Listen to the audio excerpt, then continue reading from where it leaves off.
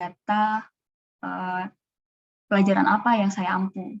Jadi untuk absen, seharusnya absen itu penting ya, cuma saya nggak dikasih absennya. Bisa minta tolong untuk nyalakan kamera sebentar, saya ingin screenshot supaya nanti saya ada bukti siapa saja yang hadir pada pertemuan kali ini. Oke, minta tolong ya, kita nyalain kamera sebentar.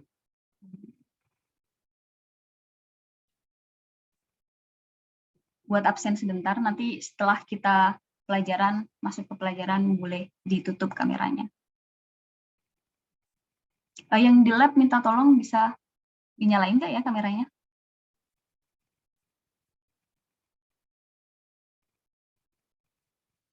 Oh. Ini pertama kalinya ya kita ketemu ya. Saya belum pernah loh ke Palangkaraya. Mungkin habis lebaran insya Allah berangkat ke sana. Yang di lab siapa nih? Renita, Priscilla, Manuel, sama Zaki. 4 orang ya. Halo, Renita. Ini saya, Bu. Halo. Bisa minta tolong kameranya dinyalain sebentar. Kita absen sebentar. Bagus. Berapa orang? 4 orang ya. Michael ya bacanya, atau Michelle. Sorry, Michelle Stepania. Oh, kalian masih di luar ya? Berarti jalan ya kalian? Lagi mau habis ambil bahan, Bu. Oh, ya udah. Ini misal kenapa nih? Kok nggak dinyalain kameranya? Apa bermasalah?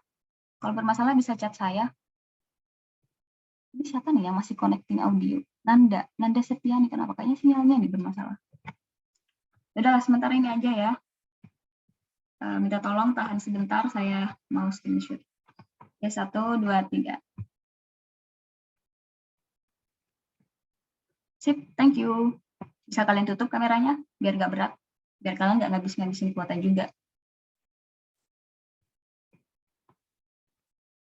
Saya harap pelajaran hari ini tidak ada gangguan, seperti koneksi atau mungkin sesuatu yang membuat pelajaran kita tidak bisa berlangsung dengan baik.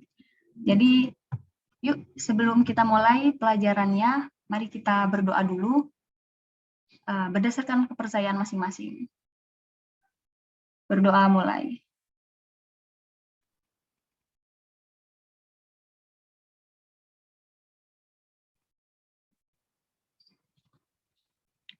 Oke, selesai. Oh ya, selamat menunaikan ibadah puasa bagi siapapun yang sedang berpuasa pada hari ini.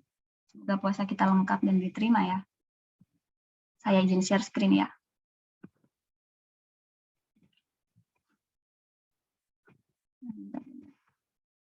Loh, aku close ternyata.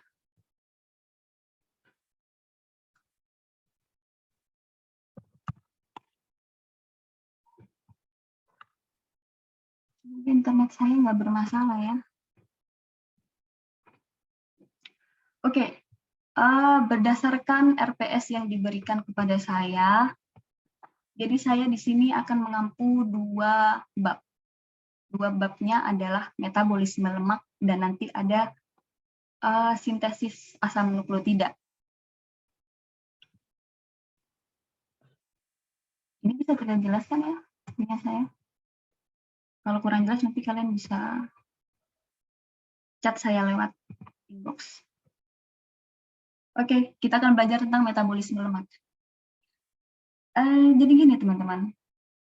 Ini mohon maaf ya, saya panggil kalian teman-teman, karena sejujurnya saya masih belum terbiasa kalau harus manggil anak-anak.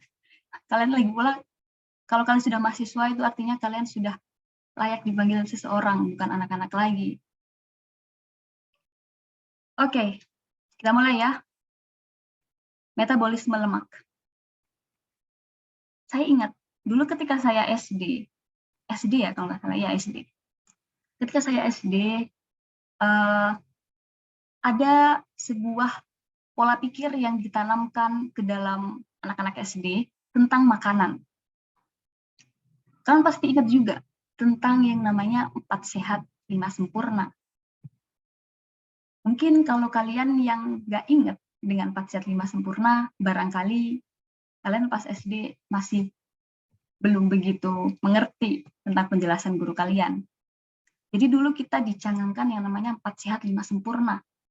4 sehat 5 sempurna itu terdiri atas karbohidrat, yaitu yang biasa kita makan sebagai makanan pokok, entah nasi, entah roti, entah singkong, atau apapun itu, pokoknya karbohidrat. Karbohidrat itu gula. Selanjutnya ada protein.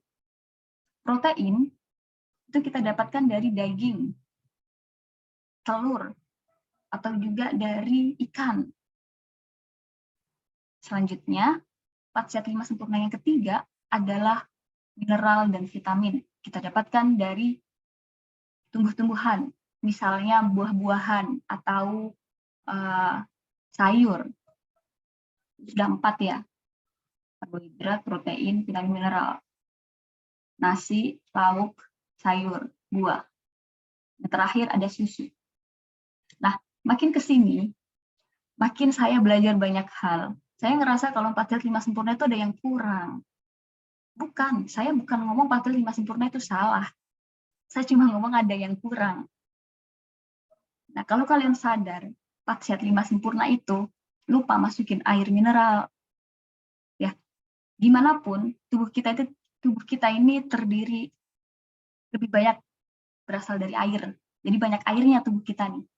Jadi kalau kita sehari nggak minum air, itu sebenarnya sangat buruk ya. Jadi saya ingetin kalian kalau buka puasa, sahur, jangan lupa untuk minum air. Ya paling nggak, kalau kalian lihat kalian kurang air atau enggak tuh lihat air kencing kita. Jadi kalau air kencing kita kuning berarti kurang tuh. Kita tambahin airnya. Itu penting ya. Nah, satu lagi yang kurang nih. Karena saya dari S1, dari sarjana dulu saya nggak suka kimia sejujurnya. Saya sukanya biokimia. Nah, makin kesini belajar biokimia, saya makin sadar juga. Ternyata makin kurang lagi 4 sehat 5 sempurna. Kurangnya yaitu lemak. Lipid. Nah, lipid itu sebenarnya nggak begitu diperhatikan dengan baik ya. Kadang kita mikirnya lemak tuh yang bikin kita gendut, yang bikin banyak penyakit, diabetes, apalagi yang lain-lain. Padahal sebenarnya lemak itu juga penting. Kolesterol itu penting buat hormon-hormon di dalam tubuh kita, termasuk hormon-hormon kewanitaan dan hormon-hormon lelaki. Itu penting sekali lemak. Jadi jangan kalian berpikir lemak itu tidak penting. Lemak itu penting. Oke. Nah, apa sih lemak itu? Ini sebenarnya cuma review dari apa yang dulu kalian sudah pelajari. Emang kalian belum diajari apa ya? Belum, nggak tahu saya. Kayaknya sih udah sih kalau lemak. Pengertiannya saya harap kalian sudah ngerti. Harusnya kalian sudah diajarin sebelum masuk ke tentang metabolismenya. Tapi nggak apa-apa, kita review sebentar. Kalau kalian masih belum ngerti tentang pengertian lemak, minta tolong kalian cari tahu sendiri ya. Nah, lemak itu adalah sebuah komponen organik. Komponen organik itu apa sih? Yang terdiri dari karbon dan hidrogen dan ada oksigennya. Jadi sebuah rantai karbon lemak itu dari fatty acid, asam lemak, atau their derivatives, artinya turunan-turunan dari asam lemak yang sifatnya tidak larut di dalam air, tapi larut di pelarut organik. Nah, ini yang saya gambarkan di sini adalah salah satu contoh dari struktur asam oleat. Nah, ini kalian perlu ingat bahwa kalau ada nama delta di sini, delta itu menunjukkan adanya ikatan rangkap di dalam lemak. Ini ya, delta 9 pangkat 9 ini artinya ikatan rangkapnya antara C nomor 9 dan C nomor 10. Oke? Dan satu lagi, lemak itu selalu cis. Ini ya, selalu cis. Nggak ada lemak trans. Adapun itu sebenarnya berbahaya untuk kita. Kalau dalam tubuh, lemak itu selalu cis. Nah, kalau lemak, tadi lemak itu tadi, asam lemak itu tadi ada yang rangkap, ada yang single ikatannya.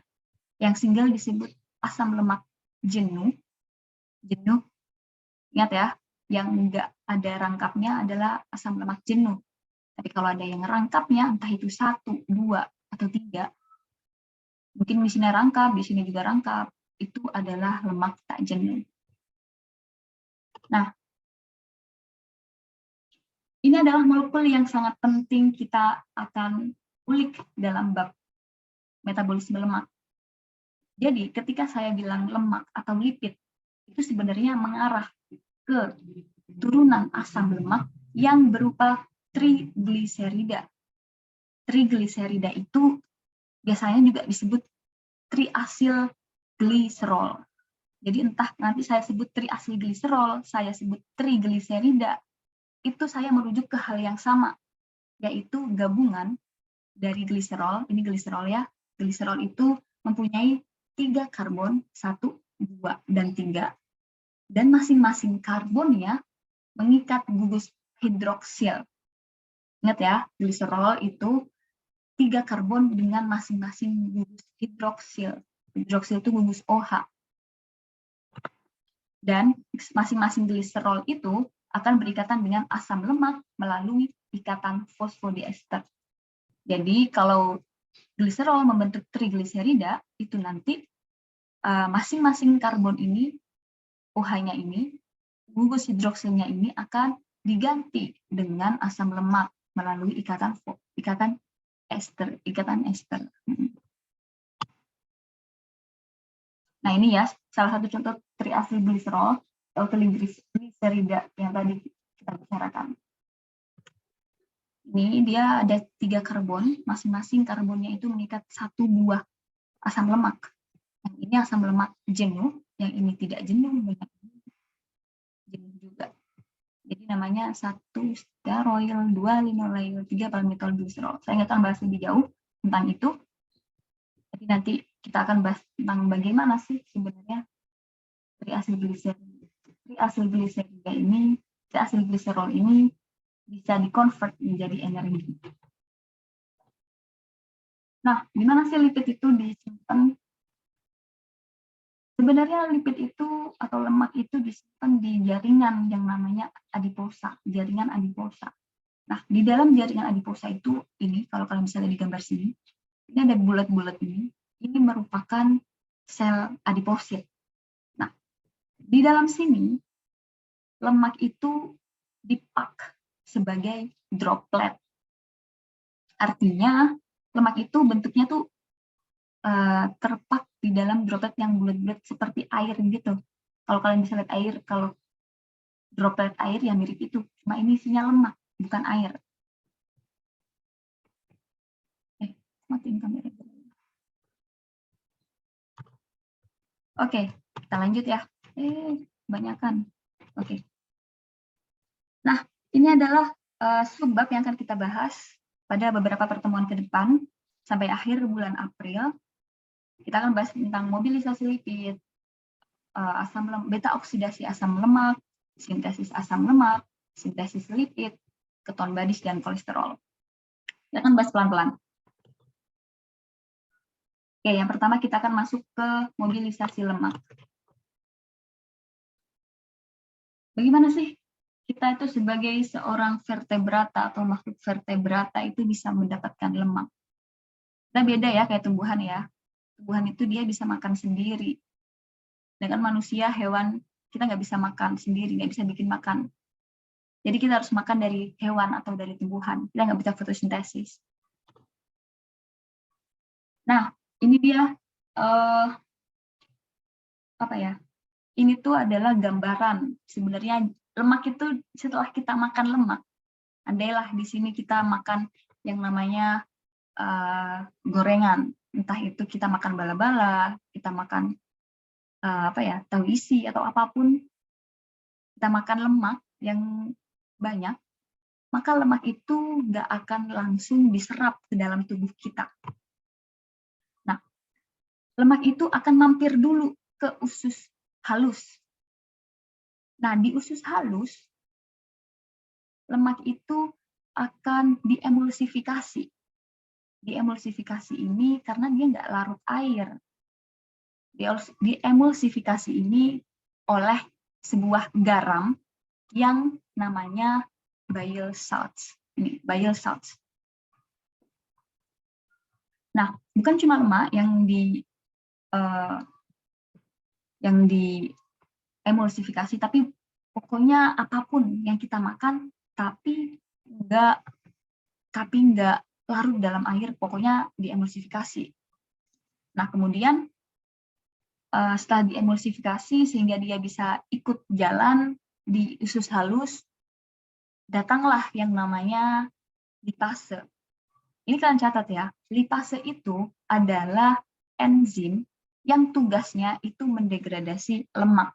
Artinya mendegradasi triasilgliserol. Jadi dipotong-potong triasilgliserolnya, entah jadi monoasilgliserol, entah jadi diasilgliserol, entah jadi asam lemak. Nanti kita bahas lebih lanjut ya. Ini kilas aja gambaran dulu. Nah, setelah dipotong-potong tuh lemaknya sama lipase, kemudian hasil-hasilnya itu akan mengalami yang namanya proses difusi. Nah, difusi itu terjadi di usus halus. Ini ya. Difusinya itu akan menuju ke arah mukosa usus halus. Jadi udah nggak di dalam usus halus lagi ya. Jadi di mukosanya tuh di sini berarti. Ya, ini kalian lihat ada panah di sini. Nah, kemudian produk-produk tersebut akan dipak lagi. Tadi kan diemulsifikasi. Emulsifikasi itu cuma sekedar ngebikin dia bisa bergerak lebih bebas di kondisi yang bukan kondisinya. Karena dia nggak larut air, ingat. Nah, kemudian dipaklah si hasil-hasil tadi dan dikonvert lagi menjadi triasilgliserol. Jadi yang tadi awalnya dipotong-potong, setelah berhasil difusi, akhirnya digabung lagi menjadi triasilgliserol dan dipak. Dipaknya itu membentuk sebuah siklomikron. Nah, nanti kita bahas siklomikron. Nah, siklomikron ini ditempeli sama protein namanya ApoC2. ApoC2 ini akan membuat siklomikron ini bisa masuk ke dalam jaringan kapiler. Artinya masuk ke aliran darah. Karena kan kita pengennya lemak itu nanti bisa diangkut oleh darah sehingga bisa disalurkan ke bagian tubuh yang kita butuhkan. Nah, masuk ke aliran darah dan sebelum dia masuk ke sini, dia masuk ke sel-sel yang dibutuhkan, misalnya sel otot atau hati itu sangat perlu lemak ya. Kemudian dia akan bertemu dengan ini, lipoprotein lipase. Nah, lipoprotein lipase ini akan membantu trigliseridanya untuk dipecah lagi. Jadi kalau masuk ke yang membutuhkan, artinya masuk ke sel-sel yang membutuhkan, itu biasanya dalam keadaan terpecah, bukan triasilgliserol, melainkan asam lemak atau gliserol. Nah, ketika dia masuk, nasib lemak itu sangat banyak. Nasibnya itu entah dia nanti disimpan, di storage ke dalam sel adiposa, atau dia dioksidasi menjadi ATP. Nanti kita bahas lebih lanjut. Nah, ini adalah siklomikron tadi yang kita bahas. Jadi siklomikron itu di dalamnya itu banyak banget jenis-jenis lemak, entah itu triasilgliserol, entah itu kolesterol atau fosfolipid. Nah, apolipoprotein ini membantu siklomikron untuk bisa berada di aliran darah. Gitu ya. Udah, saya nggak bikin PPT lagi. Maaf ya, nanti mungkin saya nggak akan ngasih PPT, karena saya memang nggak bikin PPT. Saya nggak bikin PPT yang selengkap itu, tapi jangan khawatir, nanti kalian saya kasih videonya. Ini saya rekam ya. Saya mau pakai whiteboard saja. Oke, sebentar. Sebelum saya lanjut, ada pertanyaan dulu apa yang saya sampaikan sebelumnya? Saya Bu izin bertanya Bu. Siapa nih yang tanya? Bentar, saya pengen tahu. Lasono Agus. Namanya panggilannya siapa? Agus, Bu. Agus. Halo Agus. Gimana? Saya ingin bertanya, Bu. Ya. Ketika seseorang itu misalnya olahraga atau diet itu kan, Bu, nah otomatis kan berat badannya turun. Nah, kemanakah lemaknya itu, Bu, pergi, Bu, kalau berat badannya turun gitu, Bu? Terima kasih, Bu. Sip. Pertanyaan yang sangat menarik. Saya suka banget pertanyaannya. Bagus. Jadi gini, teman-teman. Saya ada sedikit cerita. Saya dulu 10 tahun lalu, saya baru lulus SMP. Berat badan saya tuh hanya 38 kg. Nah, sekarang tahun 2022. Berarti ya 10 tahun ya, 10 tahun lalu. Berat badan saya nggak lebih dari 43. Jadi selama 10 tahun berat badan saya itu cuma naik 5 kg. Setahun cuma naik setengah kilo. Nah, tapi kalau saya lihat teman-teman saya itu kadang sebulan aja udah naiknya sampai 5 kilo, sampai berkilo-kilo gitu. Saya juga mikir, apa sih yang berbeda di tubuh saya dan tubuh teman saya itu? Kok bisa saya kok nggak gendut-gendut? Sedangkan orang lain kok gampang banget gendut ya. Kalau saya pikir-pikir, porsi makan saya tuh nggak berubah sejak saya lulus SMP itu. Tapi makan saya sering gitu. Sebenarnya nggak ada masalah dengan kalian makan banyak atau makan sedikit.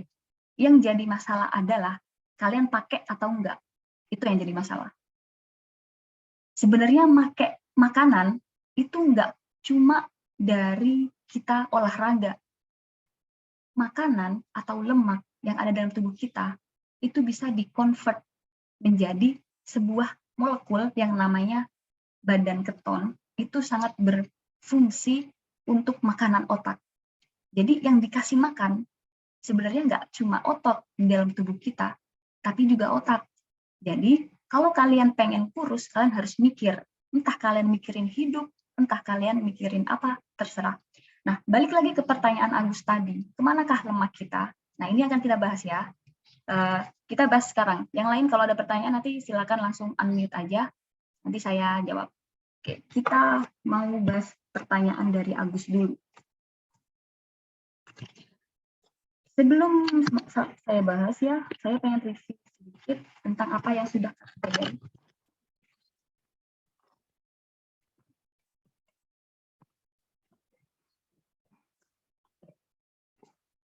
Nah,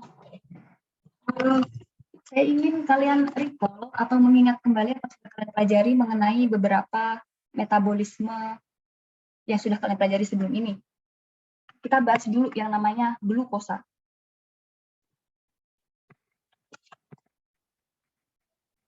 Glukos. Mohon maaf ya tulisan saya jelek. Saya harap kalian bisa baca. Kalau kalian nggak bisa baca, kalian dengerin aja saya. Glukos. Kalian ingat, glukosa dalam proses glikolisis itu sebelum dipecah menjadi dua bagian, diubah menjadi molekul yang dinamakan fruktosa 1, saya benar salah penulisannya. Fruktosa 16 bifosfat. Ini nggak saya tulis lengkap. Tapi yang penting glukosa di dalam tubuh kita akan dikonvert menjadi fruktosa 16 bifosfat. Nah, itu nanti diubah-ubah dulu, pokoknya fruktosa 16 bifosfat. Nah, fruktosa 16 bifosfat ini akan di-split menjadi dua bagian molekul. Ada yang ingat pada prosesnya fruktosa 16 bifosfat itu diubah menjadi apa? Ada dua molekul yang isomer.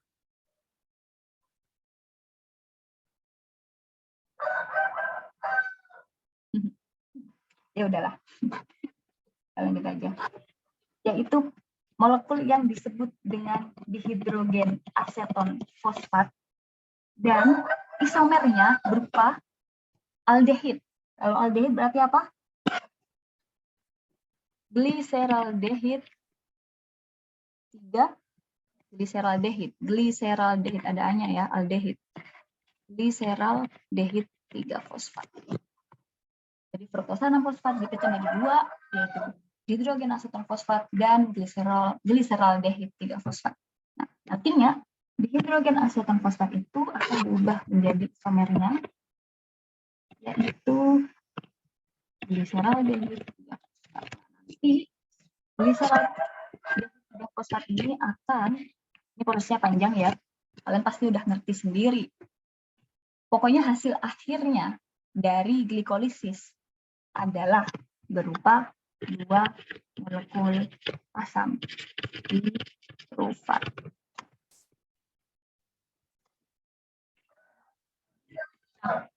Apa yang terjadi kemudian dengan asam pirufat? Asam pirufat itu akan diubah menjadi suatu molekul yang sangat penting. Ini hasil akhir dari glikolisis ya. Kemudian sebelum masuk ke siklus selanjutnya, yaitu siklus Krebs, asam pirufat ini diubah menjadi molekul yang sangat penting yang kita sebut sebagai asetil CoA. Asetil.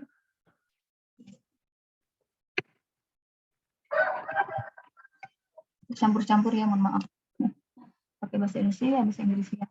Tapi mirip-mirip kok kalau kita bahas tentang metabolisme ini. Nama-nama molekul-molekul itu mirip bahasa Inggris. Asetil CoA ini akan masuk ke dalam siklus yang kita kenal dengan siklus asam sitrat atau siklus Krebs.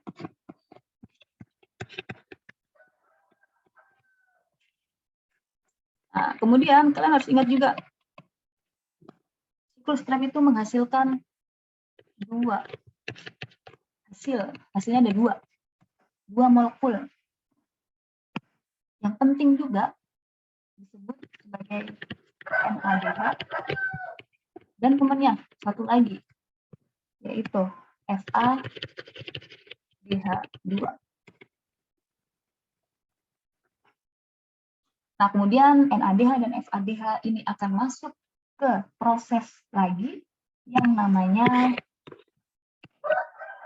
elektron transport chain. Masuk ke elektron transport chain dan hasil akhirnya adalah ATP. Jadi perlu diingat bahwa tubuh kita itu mempunyai atau membutuhkan satu molekul yang digunakan sebagai mata uang konversi untuk atau melangsungkan hidup kita, yaitu ATP. Nah, ini kalau apa nih tadi? Glukosa, gula. Ini kalau glukosa. Nah, kalau lemak gimana? Lemak itu sama. Apapun yang kita makan, itu tujuan akhirnya adalah ATP. Tapi sebelum dia menjadi ATP, sebelum dia menjadi ini, ATP, lemak itu nasibnya berbeda-beda. Ada yang dia disimpan dulu di sel adiposit, atau lemaknya itu langsung digunakan menjadi ATP. Jadi macam-macam. Jadi menjawab pertanyaan Agus ya, lemak itu yang kita makan, tujuan akhirnya ATP. Tapi sebelum jadi ATP, lemak itu entah disimpan, entah langsung dipakai. Oke, gitu ya Agus? Udah ngerti kan? Ya Bu, baik Bu. Terima kasih atas paparan jawabannya Bu. Oke, kita lanjut dulu. Yang lain kalau ada pertanyaan silakan ya. Oke, kita balik lagi ke tadi molekul yang kita bahas panjang lebar. Ya, nggak panjang lebar sih, sedikit. Saya gambarkan seperti ini ya. Kalian paham nggak ya? Ini adalah triacylglycerol. Saya catat lagi ya, biar kalian biar saya nggak begitu susah. Ada pesan sebentar. Oh, kurang bagus jaringannya. Sebentar teman-teman ya. Oh, Hilda. Hilda udah masuk kan ya? Halo?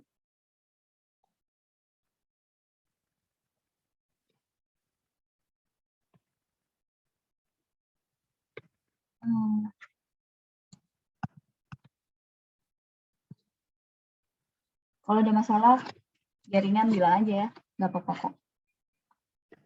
Nah, kita balik lagi ke molekul yang tadi kita... bentar.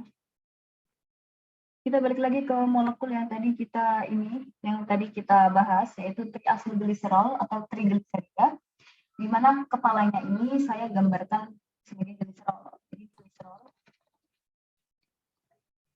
Dan yang ekornya, yang panjang-panjang ini adalah asam lemak. Ya. Nah, triasylglycerol ini akan mengalami sebuah proses yang namanya lipolisis. Lipolisis. Proses lipolisis ini akan memecah triasylglycerol menjadi molekul, yaitu tadi apa? Triasylglycerol itu terdiri dari 2 molekul kan? 2 jenis molekul, yaitu yang pertama adalah gliserol dan yang kedua adalah asam lemak. Itu prosesnya namanya lipolisis.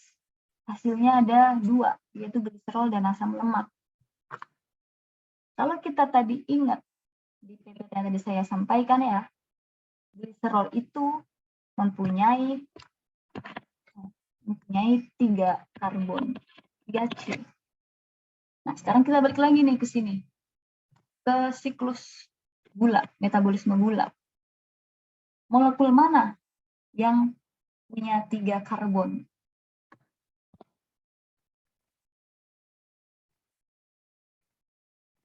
Glukosa berapa karbon? Ada yang ingat? Halo? Glukosa 6 karbon, Bu. Berapa? 6 karbon, Bu, kalau glukosa. Oke, benar. Tadi siapa yang jawab? Saya pengen kenal lagi sama kalian nih. Jadi saya harus ngerti yang jawab tadi siapa. Halo, tadi yang jawab siapa ya?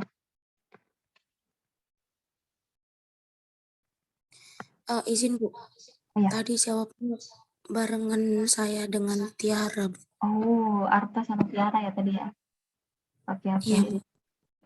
Oke, nah ini saya gini aja lah, biar kelihatan siapa aja yang ngomong. Nggak kelihatan tahu siapa yang ngomong. Oke, benar, glukosa 6 karbon. Kalau fruktosa 16 difosfat, berapa karbon? Kalian habis ujian kan ya? Harusnya kalian masih ingat nih. Fruktosa 16 difosfat, ada berapa karbon?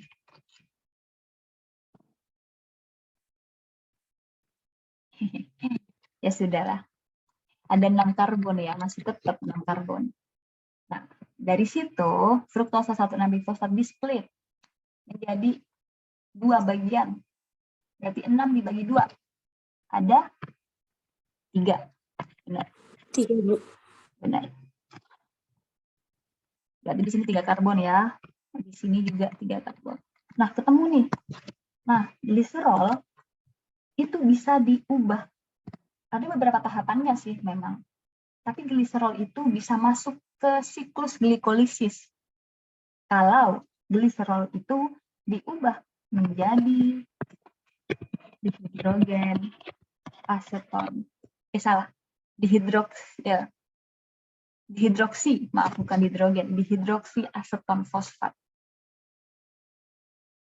Dan masuk ke siklus glikolisis.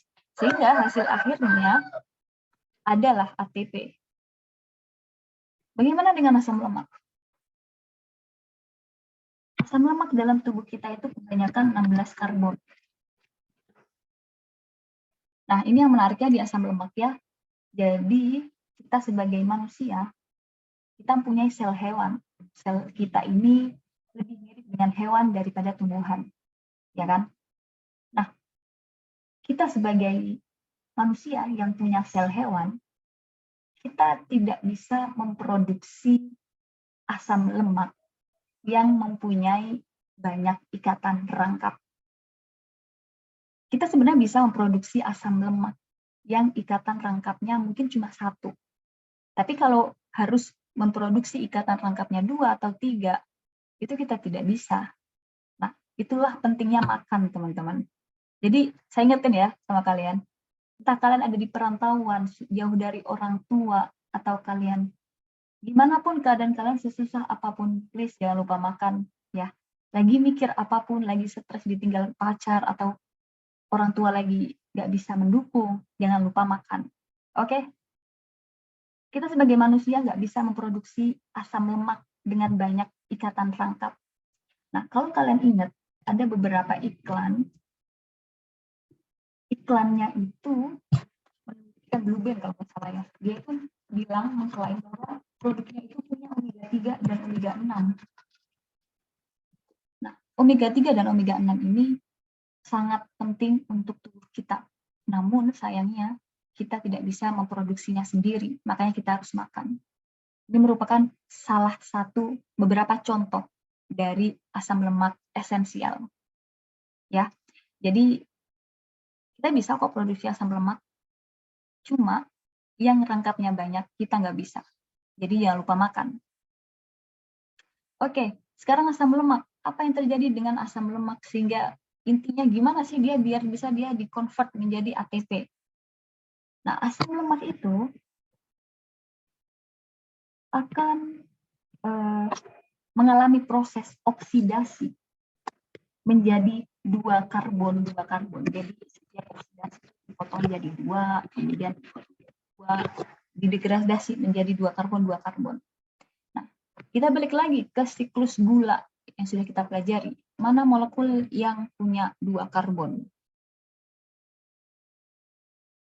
Yang mana?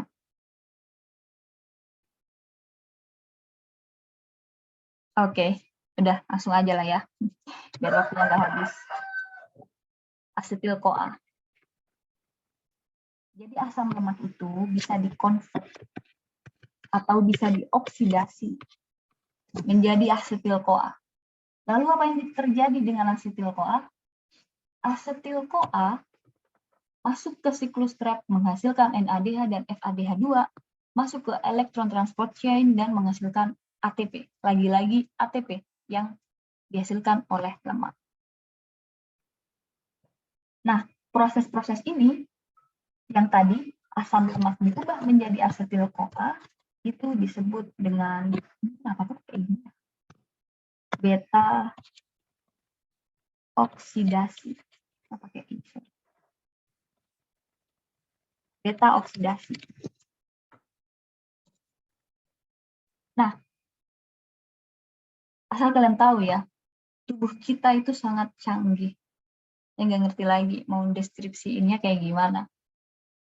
Kita bisa mecah asam lemak, tapi kita juga bisa bikin asam lemak. Nah, dari asetil-CoA bisa diubah menjadi asam lemak.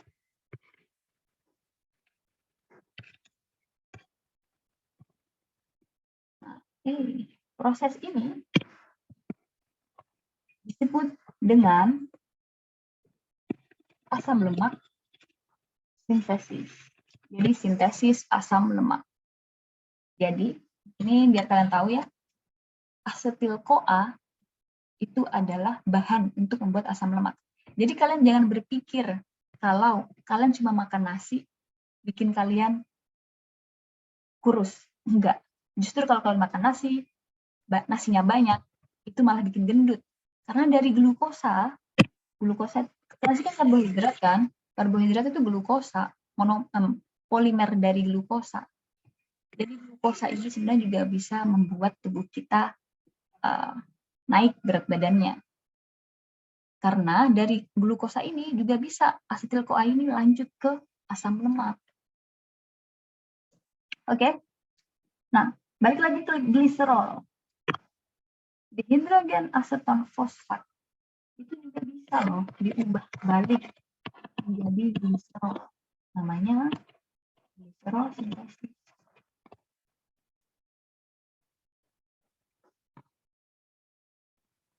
Nah, balik lagi ke gliserol dan asam lemak yang awal. Ini. Sama ini.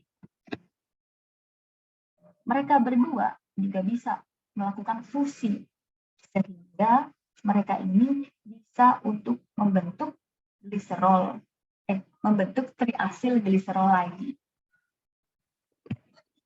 Kebalikannya ya. Kebalikan dari lipolisis adalah Bisa ya harap kalian ingat ya nama-namanya.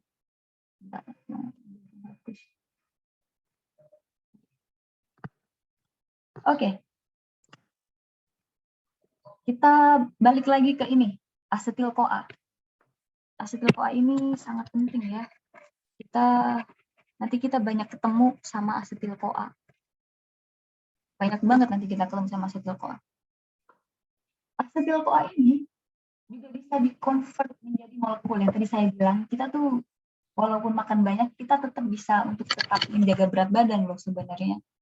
Itu kalau jalur asetil-CoA-nya nggak di sini, nggak di sini. Jadi asetil-CoA-nya itu nggak disintesis menjadi asam lemak, tapi disintesis menjadi molekul lain. Nah, molekul tersebut adalah badan keton. Saya sebenarnya kurang suka ya dengan istilah badan keton, apaan coba. Bahasa Inggrisnya keton badis sih memang, tapi istilah bahasa Inggrisnya badan keton saya kurang suka. Keton badis. Nah, kenapa keton badis ini sangat penting?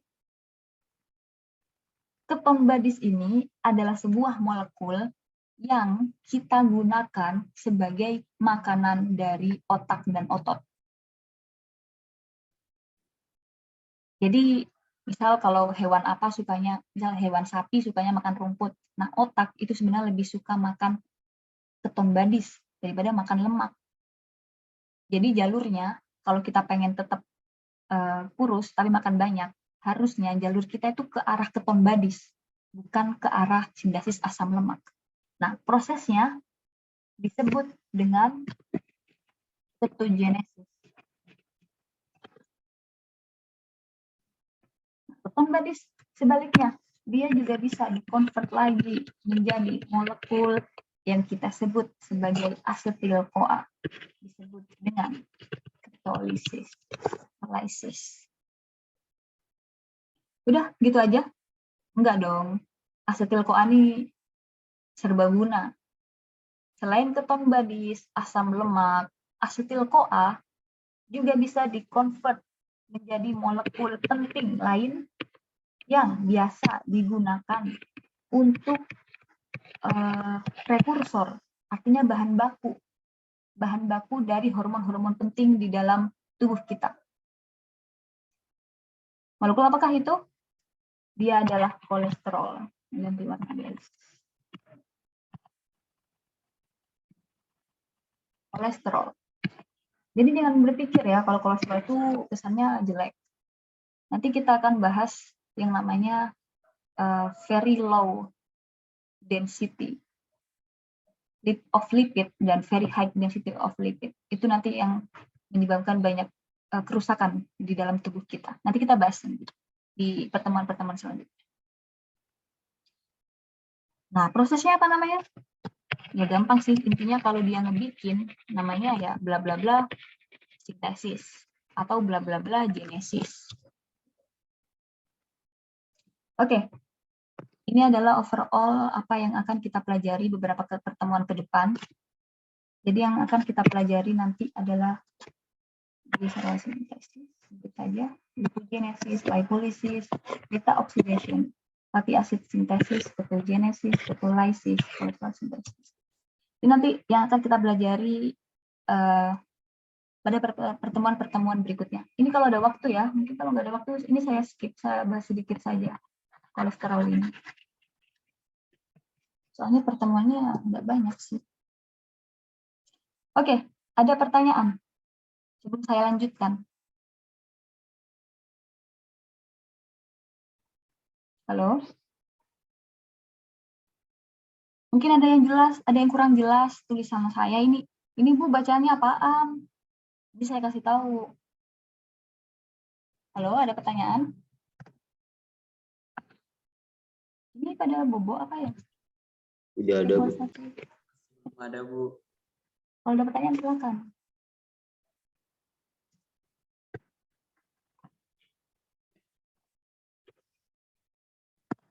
Ini yang puasa-puasa juga lagi capek ya. Oke, kita istirahat dulu ya. Nanti kita lanjut.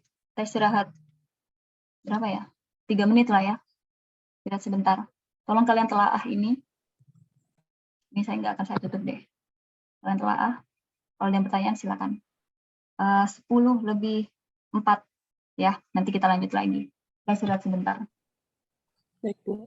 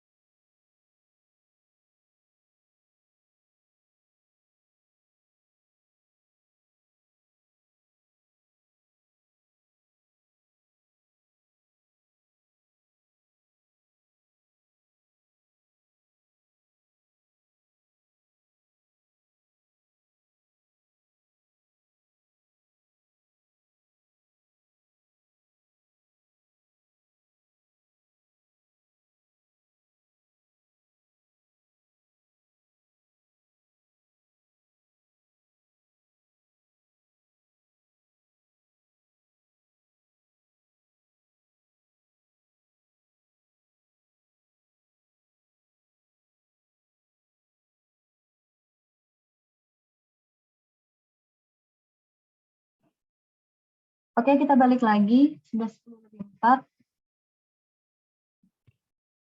Oke, saya tanya sekali lagi. Apakah ada pertanyaan? Izin bertanya, Bu. Silakan. Tadi kan, Bu, asam lemaknya itu dipecah dulu jadi untuk memiliki 2 atom karbon agar bisa masuk ke siklus Krebs, yaitu di bagian asetil-CoA-nya, Bu, karena memiliki 2 atom karbon. Yang ingin saya tanyakan, Bu, itu untuk semua turunan asam lemak itu memang bisa langsung diubah menjadi 2 atom karbon, Bu, supaya bisa masuk ke asetil-CoA atau seperti apa, Bu? Terima kasih, Bu. Oke, bagus. Saya senang pertanyaannya. Tiara ya tadi ya? Iya, Bu. Oke, halo Tiara. Benar.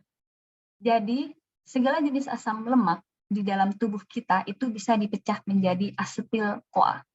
Tapi nanti proses beta oksidasinya, ini ya, beta oksidasi. Nah, ini berbeda. Nanti akan ada perbedaan antara asam lemak yang jenuh dan asam lemak yang tidak jenuh. Jadi yang ada rangkapnya dan tidak ada rangkapnya itu prosesnya mirip, tapi sedikit ada tambahannya. Tapi tetap hasil akhirnya adalah asetil-CoA supaya nanti bisa diubah menjadi ATP. Oke. Terus ini saya mau nambahkannya, saya tadi agak lupa. Nah, ini tuh ada molekul yang juga penting. OAA sebelum masuk ke siklus Krebs.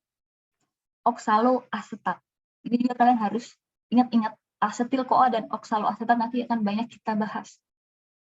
Karena oksaloasetat ini mempunyai peran juga pada proses sintesis asam lemak dan sintesis keton badis. Oke, nanti pertemuan selanjutnya akan kita bahas tentang satu-satu dari proses-proses ini. Dan tentunya saya nggak akan pakai PPT, saya akan menggambar seperti ini sampai pertemuan kita berakhir. Supaya kalian bisa lebih mengerti proses-prosesnya. Kayak gitu ya Tiara ya. Jadi segala jenis asam lemak bisa diubah menjadi asetil-CoA. Hanya saja proses beta oksidasinya itu sedikit berbeda. Ada beberapa tambahan untuk asam lemak yang tidak jenuh. Oke, gimana yang lain? Ada pertanyaan? Atau Tiara dulu deh. Udah paham belum Tiara? Sudah Bu, terima kasih Bu atas pemaparannya. Oke, terima kasih juga Tiara udah nanya. Yang lain gimana?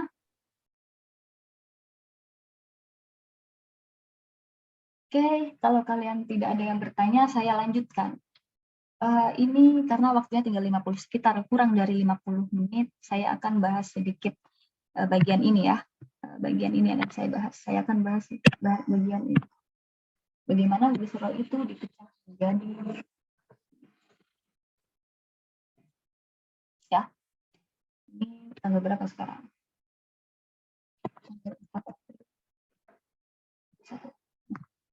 Saya udah gambar kok. Mana tadi ya?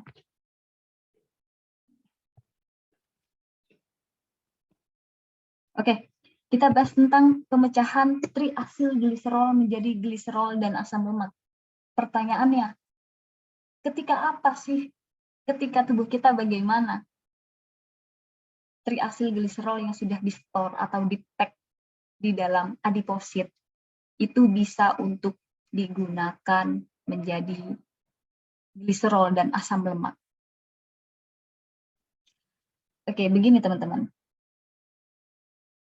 Buat yang sekarang lagi berpuasa, sebenarnya kondisi kita ini ada dalam keadaan fasting state istilahnya. Kita dalam keadaan berpuasa. Atau mungkin yang cewek-cewek sedang pengen diet. Ada yang namanya Atkins diet.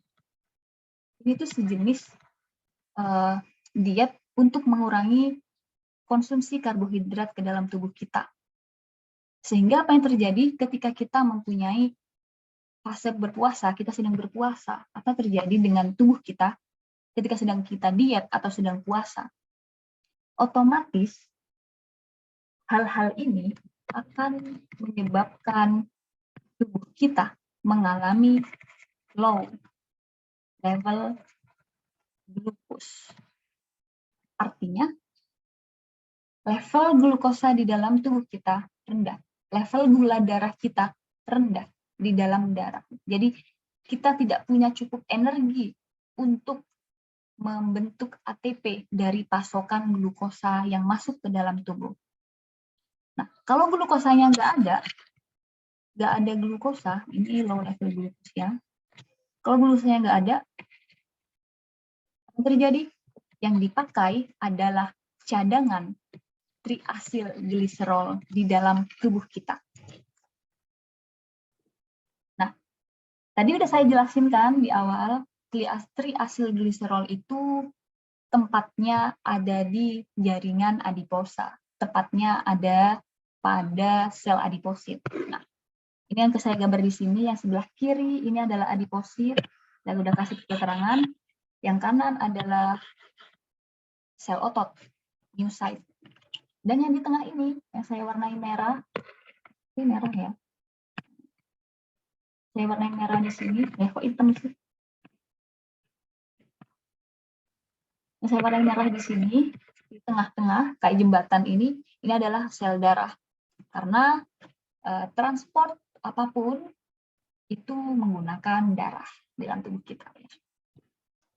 Nah, terus yang di atas ini maaf saya nggak bisa gambar ya, mohon maaf sekali. Yang bentuknya seperti daun, warna ungu ini adalah pankreas.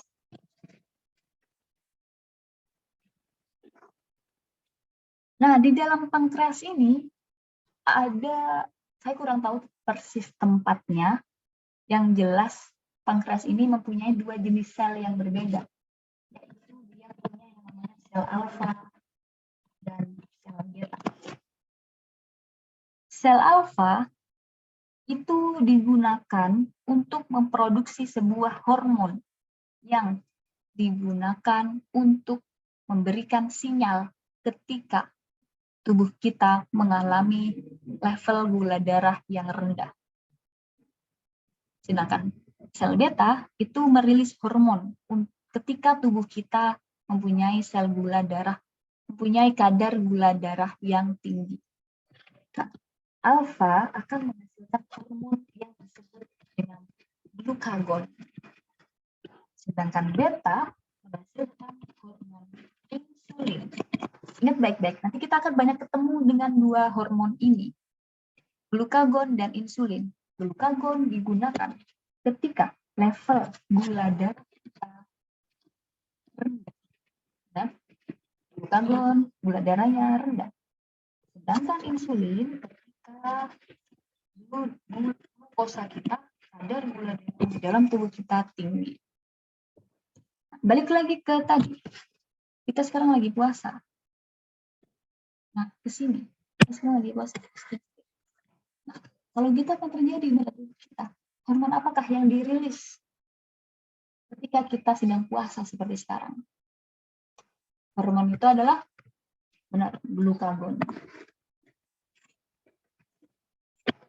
Nah, bukan cuma glukagon yang dirilis ketika kadar gula darah kita rendah. Yang saya gambarkan di sebelah pankreas ini adalah neuron system atau neuron system ya, apa sih, jaringan neuron. Jaringan neuron ini merilis dua buah molekul atau ya hormon juga sih sebenarnya sih, yaitu epinefrin dan norepinefrin. Epinefrin ini diproduksi 80%, sedangkan norepinefrinnya ini tidak signifikan ya, cuma 20%. Ini ketika apa? Ketika level gula darah di dalam tubuh kita rendah. Sekali lagi, ini yang saya kotakin ya. Ini adalah hormon-hormon yang penting ketika ketika level gula darah kita tinggi. Maaf, rendah. Aduh, maaf. Ulangi lagi ya. Jadi hormon-hormon yang saya tuliskan di sini adalah hormon yang diproduksi ketika level gula darah kita rendah. Rendah ya, rendah. Maaf ya kalau saya agak salah-salah ngomong ya. Oke. Lalu apa yang terjadi ketika hormon-hormon itu diproduksi?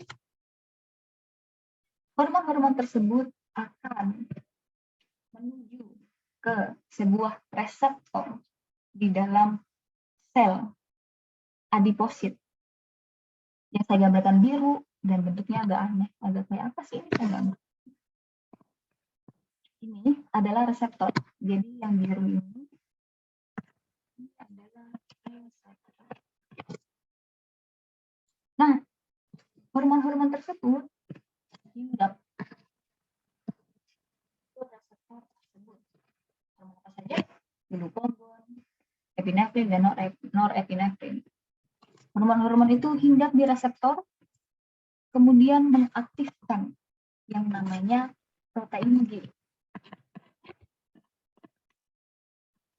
Protein G ini akan melakukan aktivasi atau memberikan sinyal lagi kepada sebuah, di sini saya gambarkan ya, kepada sebuah enzim.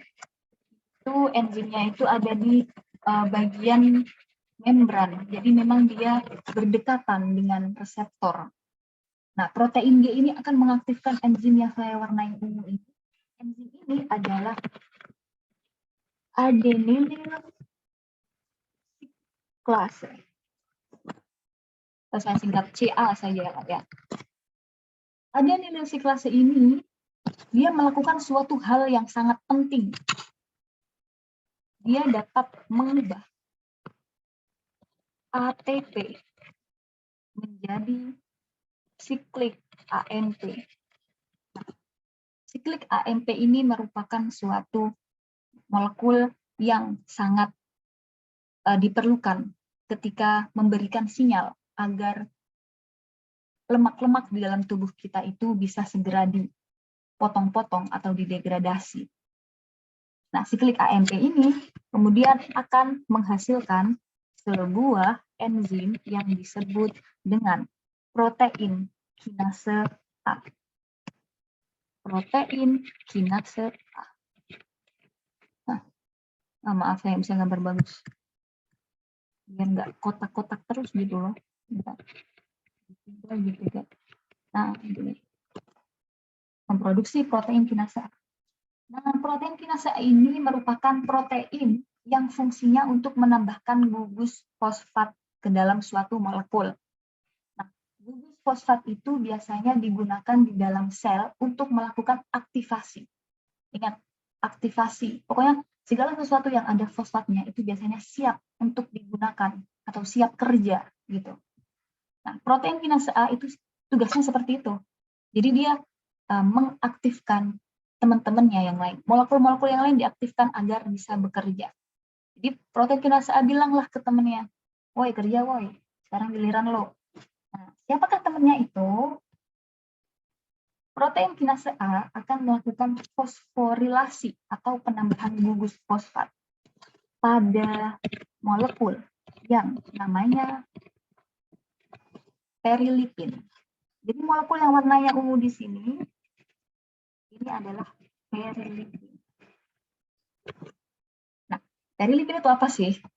Jadi gini teman-teman, di dalam sel adiposit, ini saya gambar bulat. Yang bulat ini adalah lipid droplet. Tadi saya bilang bahwa di dalam sel adiposit, lemak itu disimpan dalam bentuk droplet. Nah, ini dropletnya. Dropletnya itu diselimuti atau diselubungi oleh sebuah molekul namanya protein yang namanya perilipin. Nah, perilipin ini mencegah supaya lemaknya nggak kemana-mana, supaya lemaknya bisa tetap disimpan di dalam adiposit, gitu. Jadi istilahnya gerbangnya adalah perilipin. Nah, karena adanya protein kinase A, artinya protein kinase A itu dia mengubah atau menambahkan gugus fosfat di dalam molekul perilipin. Sehingga yang awalnya bentuknya menutup seperti ini, horizontal, dia akan bentuknya berubah menjadi vertikal dan siap untuk bekerja, siap untuk memasukkan sesuatu ke dalam, memasukkan atau mengeluarkan sesuatu. Artinya gerbangnya terbuka, kita bisa keluar dan bisa masuk.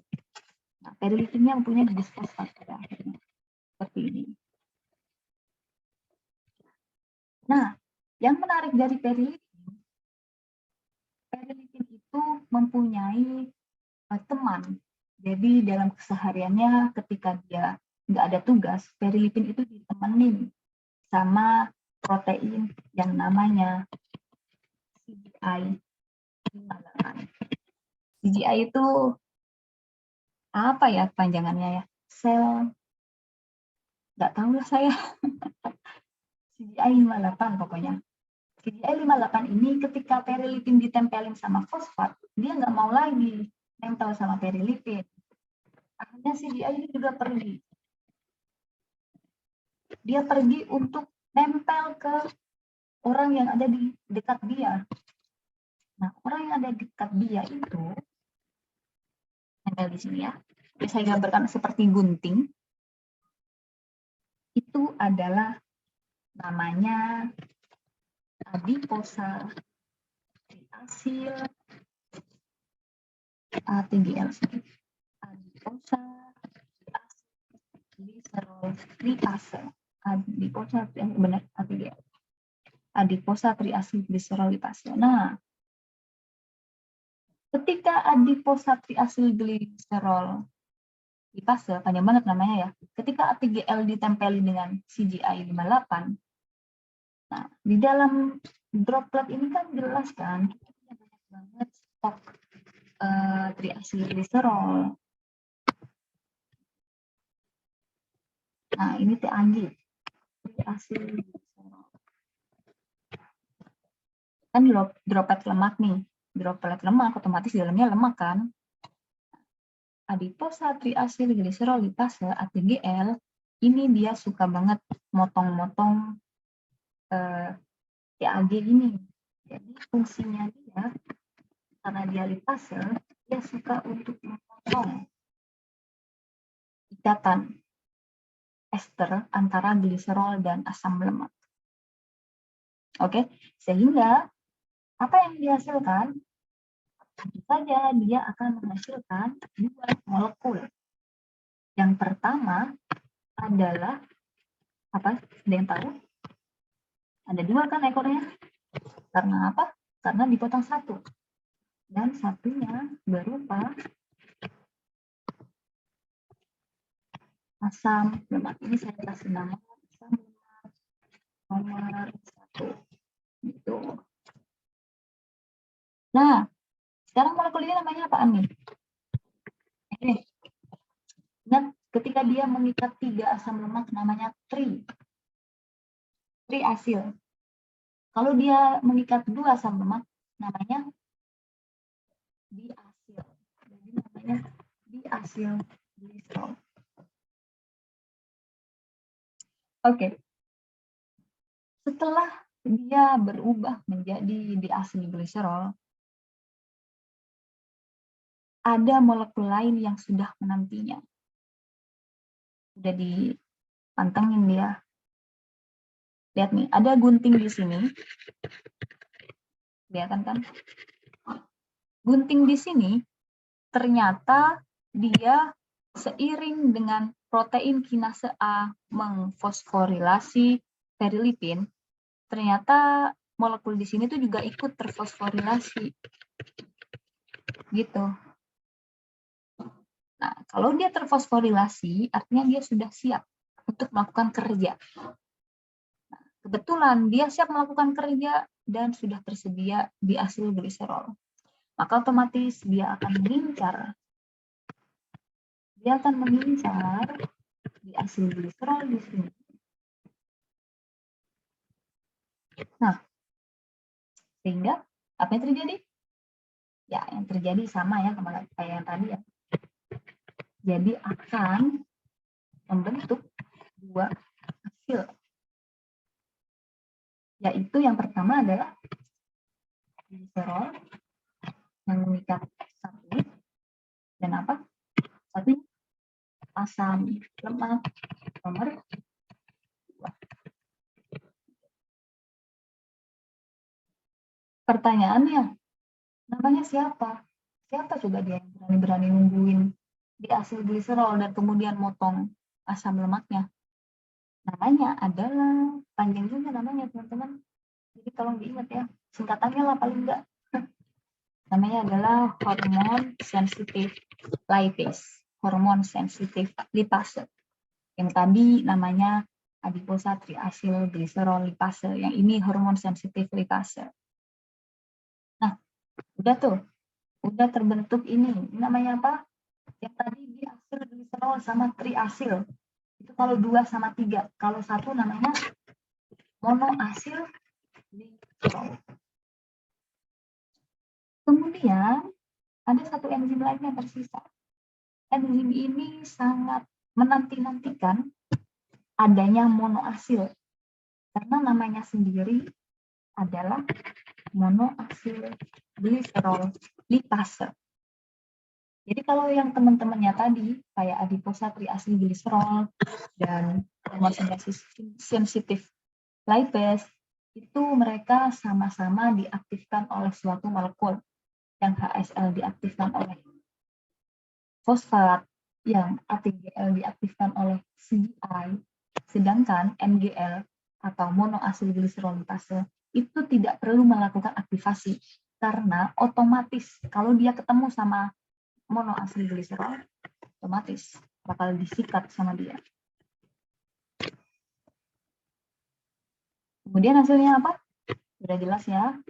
Hasilnya adalah sebuah molekul gliserol dan sebuah molekul asam lemak nomor 3. Oke, sekarang apa yang terjadi dengan molekul-molekul ini? Apa yang terjadi dengan si gliserol dan apa yang terjadi dengan asam lemak? Tentu saja mereka harus diarahkan ke bagian yang membutuhkan. Dan ini ceritanya kita sedang ada dalam keadaan kekurangan ya, low level glucose. Sehingga otomatis kita harus mendistribusi gliserol dan asam lemak ke bagian yang membutuhkan. Kebanyakan ya sel otot. Karena tubuh kita ini perlu banget otot ya. Kita mencerna makanan perlu otot, kita jalan perlu otot, kita belajar juga perlu otot buat nulis, buat baca. Kita jalan, kita perlu banget otot. Nah, gliserol itu dia sifatnya polar. Beda dengan asam lemak tadi. Beda dengan triasilgliserol. Gliserol itu sebenarnya dia tuh punya kemampuan untuk larut di dalam air. Sehingga gliserol itu bisa dengan mudah untuk masuk ke dalam aliran darah. Dan apa yang terjadi dengan dia? Dia akan masuk ke dalam sel, itu sel otot, atau juga sel hati, dan masuk ke dalam proses yang namanya gluconeogenesis. Gluconeogenesis itu artinya gliserol ini akan diubah menjadi ATP sehingga dapat digunakan sebagai energi pada jaringan atau sel-sel yang membutuhkan.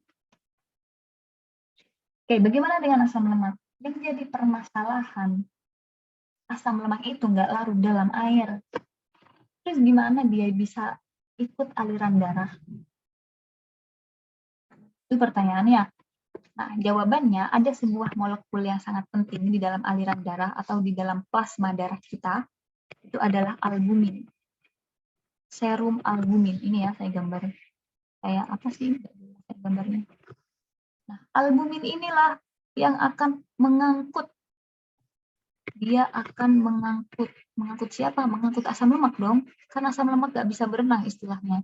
Nggak bisa berenang di dalam darah. Jadi asam lemak itu diangkut sama albumin. Diangkut sama albumin, ada banyak. Biasanya, satu monomer albumin itu bisa mengangkut 10 asam lemak. Asam lemak diangkut oleh albumin, dan kemudian dia baru bisa untuk dilakukan proses agar dia bisa untuk masuk ke dalam sel yang membutuhkan, yaitu entah itu sel otot dan lain sebagainya. Di dalam sel, tadi kita udah bahas ya, di dalam sel asam lemak itu bisa diubah melalui proses beta oksidasi menjadi asetil-CoA, kemudian masuk ke siklus Krebs, dan yang pengen kita dapatkan adalah ATP. Sama seperti gliserol. Kita pengennya dapat ATP. Nah, kemudian, kalau udah dapat ATP, apa yang terjadi? Otomatis level glukosa di dalam darah kita akan naik dan terjaga keseimbangannya. Oh, mohon maaf ya, ini seharusnya di sini ya masuknya. Saya udah gambar padahal.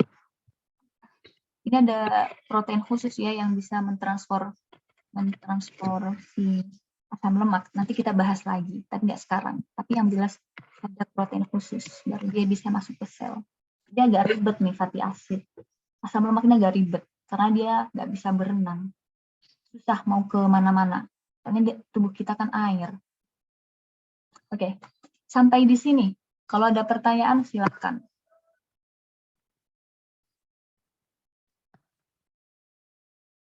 Mana yang biar kelihatan semua.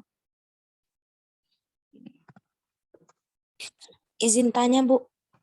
Oke, siapa di sana? Arta, Bu. Arta, silakan. Baik, Bu. Tadi karena suaranya juga agak putus-putus, jadi Aduh, mohon maaf. saya kurang mendengar jelas yang bagian ini, Bu. DAG ke MAG. DAG ke MAG. Iya, Bu. Ya. Lalu Lalu tadi ada saya dengar bahwasanya kalau misalnya dia ketemu dengan si apalah tadi MAG, yang MAG-nya itu Bu, dia akan menghasilkan apa ya tadi? Itu saya kurang jelas Bu, yang di bagian itu tadi. Oh, berarti mulai Boleh sini ya kurang jelas diulang ya. nggak? Kalau Iya untuk Bu. di aliran darah ini udah jelas belum? Di darah kan dia nggak bisa sendirian kalau asam lemak. Jelas Bu, hanya di bagian DAG tadi yang saya kurang nggak dengar Bu. Oke, saya ulangi ya.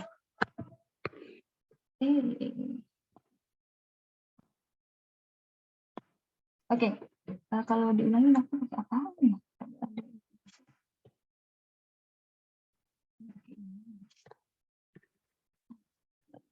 Bentar ya, saya pengen pakai. Mana biar bisa menunjuk enak gitu. Oke, gini teman-teman. Jadi ketika si triasilgliserol itu sudah diubah menjadi diasilgliserol, artinya di sini ya, diasilgliserol itu akan menemui sebuah molekul yang namanya HSL. Ini udah ya, udah paham pasti.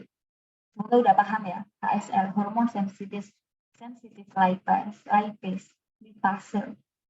Jadi hormon sensitivitas ini dia bisa untuk melakukan hidrolisis atau pemotongan pada ikatan antara gliserol dan asam lemak. Di sini ya dipotong sehingga di asilgliserol itu asam lemaknya akan lepas menjadi ini asam lemak nomor 2 dan akan berubah atau menyisakan molekul yang hanya mengikat satu asam lemak, yaitu monoasilgliserol. Nah, ada satu enzim, bukan hormon ya, enzim yang sangat menanti-nantikan kedatangan monoasilgliserol. Enzim tersebut ini saya gambarkan sebagai gunting yang ada di bawah. Namanya adalah monoasilgliserol. Nah, monoasilgliserol ini, monoasilgliserol lipase, sorry, L-nya kelupaan. Monoasilgliserol lipase. Monoasilgliserol lipase ini sesuai namanya, dia sangat menanti-nantikan yang namanya monoasilgliserol. Jadi setiap ada monoasilgliserol datang, otomatis disikat sama doi, disikat dan kemudian apa terjadi? Dipotong bagian sininya, dipotong sehingga menghasilkan 2 molekul, yaitu gliserol di sini saya gambarkan bulat, dan kemudian asam lemak nomor 3. Nah, monoasilgliserol ini agak berbeda ya dengan hormon sintesis lipase, temannya yang di sini dan temannya yang di sini. Agak berbeda karena apa? Karena monoasilgliserol ini nggak perlu diaktifasi oleh apapun. Otomatis kalau ada monoasilgliserol datang, langsung disikat sama dia. Sedangkan kalau HSL, dia perlu diaktifasi sama protein kinase A menjadi terfosforilasi ini. Barulah dia bisa kerja. Sama ATGN ini, dia perlu didatengin sama CDI. Sama CDI kan, baru doi aktif. Beda dengan monoasilgliserol. Dia tanpa diaktifasi pun sudah bisa untuk melakukan pemotongan monoasilgliserol menjadi gliserol dan asam lemak. Oke, gimana? Tadi Arta.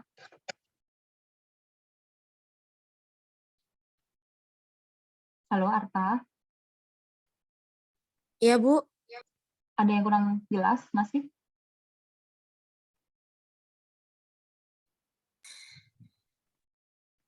Nah, Sebentar Bu, tadi yang bagian kan ketika DAG diubah ke MAG, iya. apa namanya? Tadi ada saya dengar Bu, kalau misalnya dia bereaksi dengan MAG akan menghasilkan, di situ tadi menghasilkan apa ya Bu? Apa? Menghasilkan ini, gliserol sama asam lemak. Oh, baik-baik Bu. Ini, oh nggak saya tulis ya, kamu jadi bingung nih, maafkan ya. Tulis deh. Ini ya, yang bulat-bulat biru nih. Itu gliserol. Gitu. Oke. Lalu atau udah paham gimana? Apa belum? Baik Bu, sudah paham Bu. Terima kasih banyak Bu. Oke, terima kasih juga udah nanya. Yang lain gimana? Ada pertanyaan?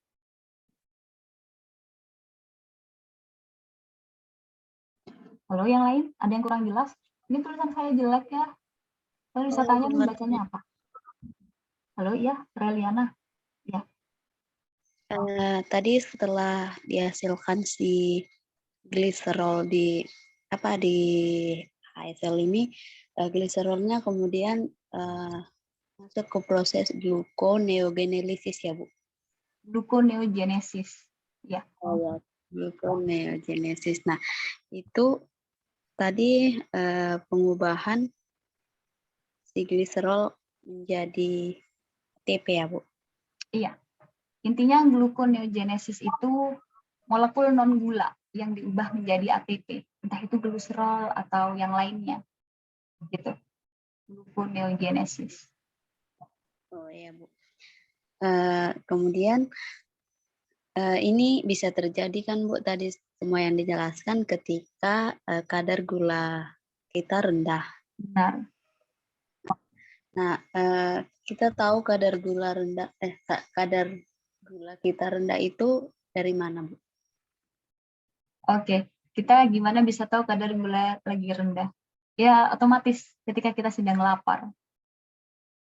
Kalau kita lapar, itu tubuh kita tuh banyak banget ngasih sinyal. Entah kita tiba-tiba ngerasa pusing, entah kita tiba-tiba lemas. Itu adalah tanda kalau kadar gula darah di dalam tubuh kita rendah.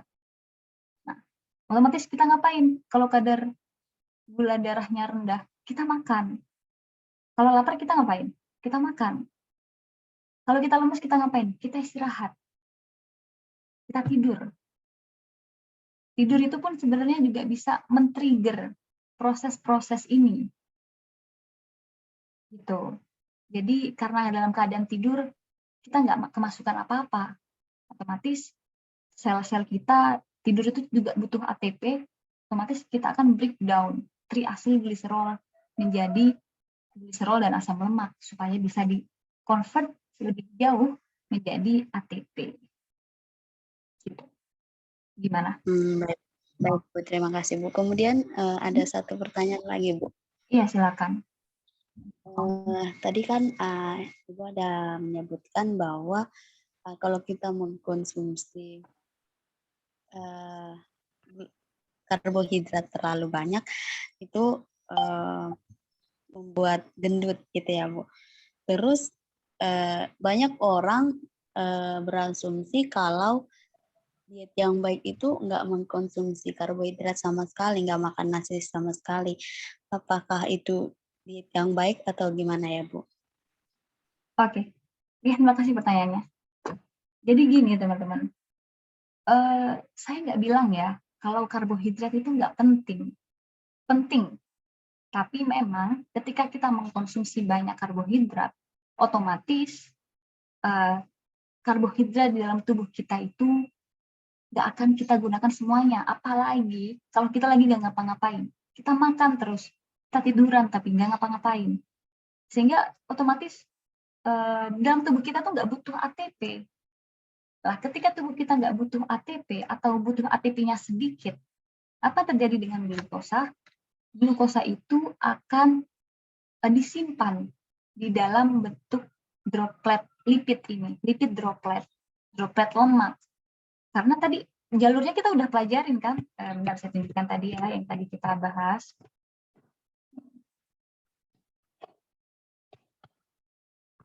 Nah, glukosa itu pasti akan melalui proses pengubahan dirinya menjadi asetil-CoA.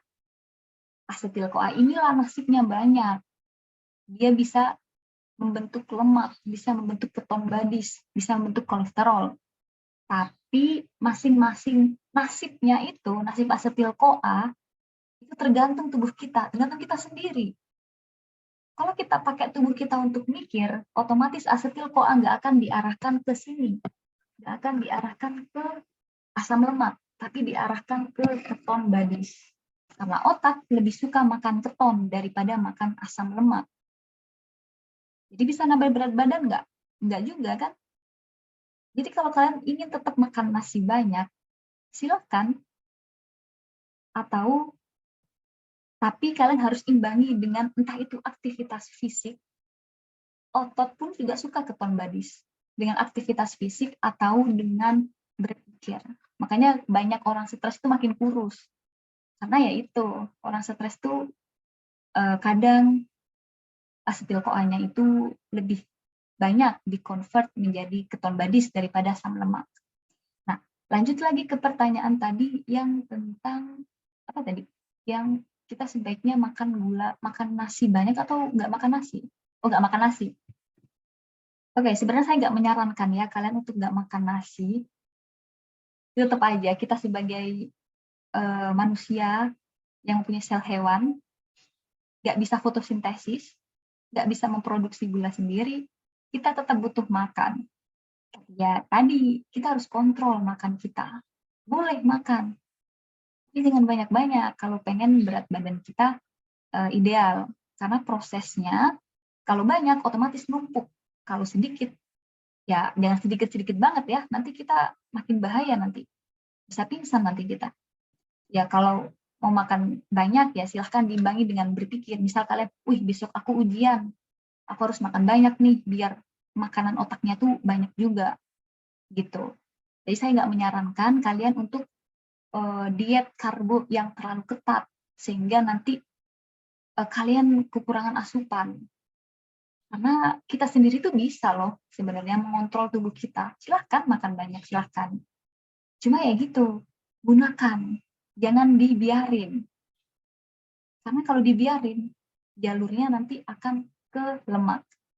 Ya, nanti akan banyak ya masalah-masalah dalam tubuh kita kalau lemak kita banyak juga. Walaupun kita juga butuh lemak, tapi lemak kita juga kalau kebanyakan juga bikin masalah. Ya intinya kita sendiri yang ngerti tubuh kita ini harus makan banyak atau makan sedikit, porsinya harus bagaimana. Jangan makan terlalu banyak, tapi jangan juga makan terlalu sedikit. Ya kita harus sayang sama tubuh kita. Kita harus makan. Oke? Gimana tadi? Reliana yang tanya ya. Baik, Bu. Terima kasih banyak, Ibu. Oke, terima kasih juga udah nanya. Yang lain gimana? Ada pertanyaan sebelum waktunya habis? 10.50 ya, sekitar 6 menit lagi kelasnya selesai. Silakan ada pertanyaan?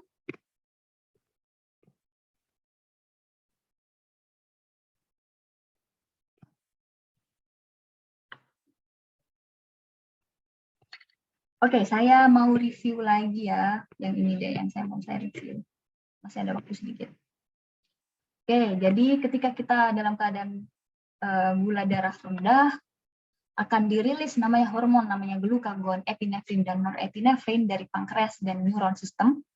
Kemudian hormon-hormon tersebut akan hinggap atau memberikan sinyal pada reseptor di dalam sel kita untuk mengaktifkan protein G. Protein G ini memberikan sinyal lagi kepada adenylyl siklikase. Siklase ya bolehlah, siklase juga boleh. Adenylyl siklase untuk mengubah ATP menjadi siklik AMP. Siklik AMP ini akan mengaktifkan protein kinase A. Protein kinase A ini tugasnya memfosforilasi sehingga molekul-molekul yang difosforilasi ini bisa siap kerja.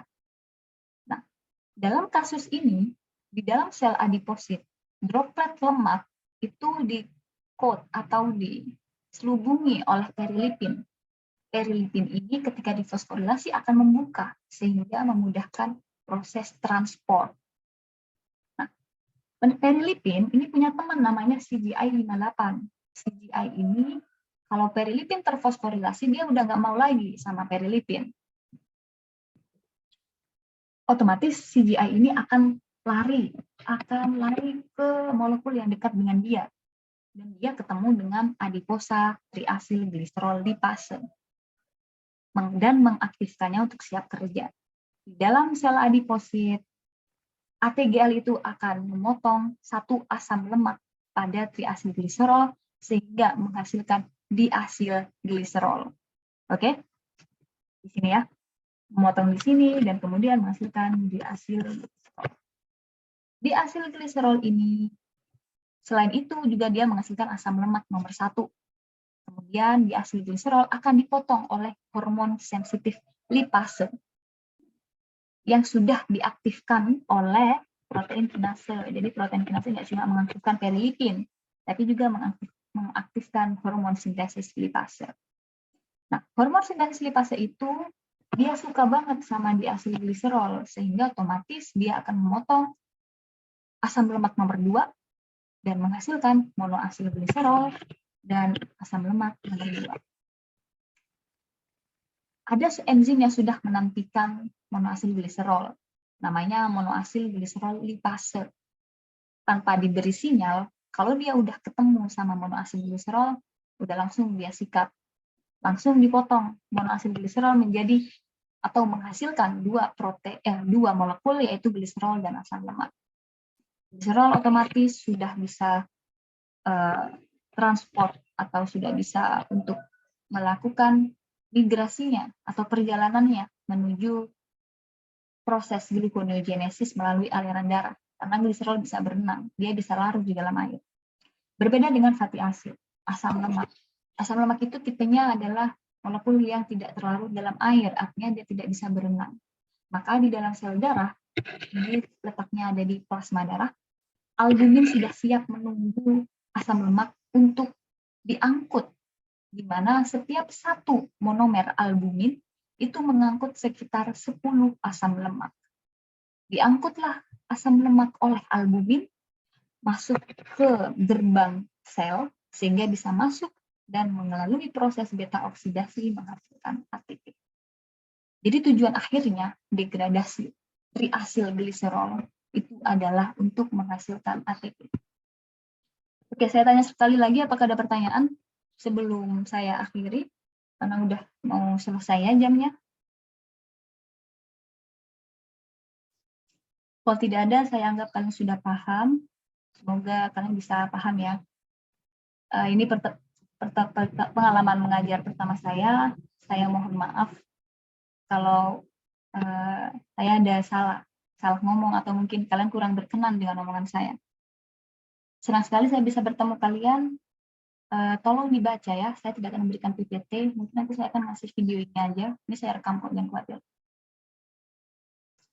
Supaya nanti kalian bisa baca-baca ulang atau mendengarkan saya ngomong.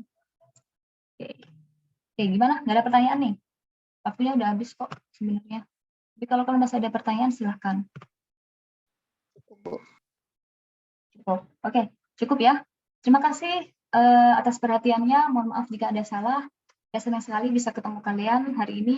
Besok pagi kita ketemu lagi jam 9:30. Kita akan membahas beta oksidasi asam lemak. Gimana asam lemak bisa diubah menjadi asetil-CoA. Oke, cukup untuk hari ini. Terima kasih atas perhatiannya. Saya tutup. Wassalamualaikum warahmatullahi wabarakatuh. Selamat beraktivitas. Silakan. Terima kasih banyak, Bu. Selamat siang, Bu. Terima kasih juga untuk kalian. Terima kasih, Bu.